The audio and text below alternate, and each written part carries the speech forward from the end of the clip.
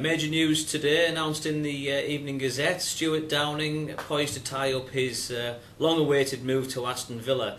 It's a bittersweet day for Borough fans and for the club and for the paper, of course, to see one of your homegrown heroes make that big money move away from the club. We all hoped that he'd be able to achieve his ambitions with Middlesbrough. It hasn't turned out that way. Last season's relegation really put paid to any chances of keeping him on Teesside.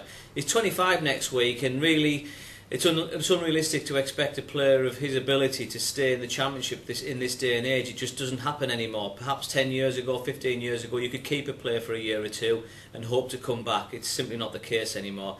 Stewart Downing, of course, carrying an injury, which makes it a little bit more surprising that the deal's going through now, although it's no reason to suppose that he won't be fit and ready to play by October.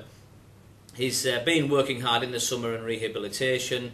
He goes for a medical today. We expect him to pass that, or with the qualification, of course, that he won't be able to play straight away. And we understand it's a £12 million fee that's been agreed between the clubs.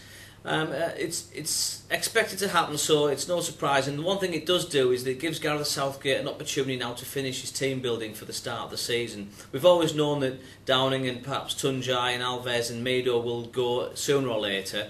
And at least now he's got the funds in place to tie up the signings he wanted to make last week and earlier this week. It's Brian Hughes, an experienced midfielder from Hull, who's been told he hasn't got a future at the club. He's desperately keen to come to Middlesbrough. He's got a couple of years left and he wants to give his all, and why not give it for Middlesbrough? And also we've got the Danny Webber from Sheffield United. He's out of contract. He's also keen to come to Middlesbrough, and Middlesbrough are apparently well placed to get him. So at least there's a silver lining on the cloud.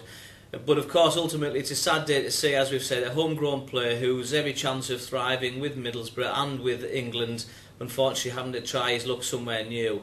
I think Middlesbrough fans are probably pleased he's gone to Aston Villa and not to perhaps Spurs. Villa, an ambitious club with a very good manager in Martin O'Neill, who ironically came close to taking over at Middlesbrough 3 years ago. Many Borough fans still wishing that had maybe been the case, but we now look ahead, and the gap on the left, well, it's probably going to be filled by Johnson, providing he stays into the new season, and of course also Mark Yates. So, as I say, a bittersweet day, but we wish Stewart Downing the best of luck.